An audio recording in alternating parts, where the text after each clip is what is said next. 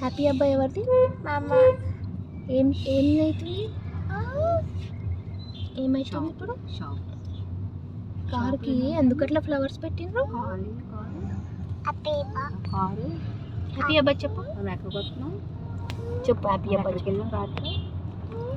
చెప్పు. డక్స్ చూసాం. డక్స్ ఎన్ని చూసాం మనం? కార్కి ఎందుకు ఫ్లవర్స్ పెట్టిండ్రు?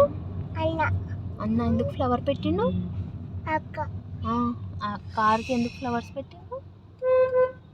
కార్కి ఎందుకు నాన్న ఫ్లవర్స్ పెట్టిండు చెప్పు. మిన్ని కార్కి ఫ్లవర్స్ పెట్టి 2 రిబ్బన్లు కట్టిండ్రు పింక్ కలర్ది.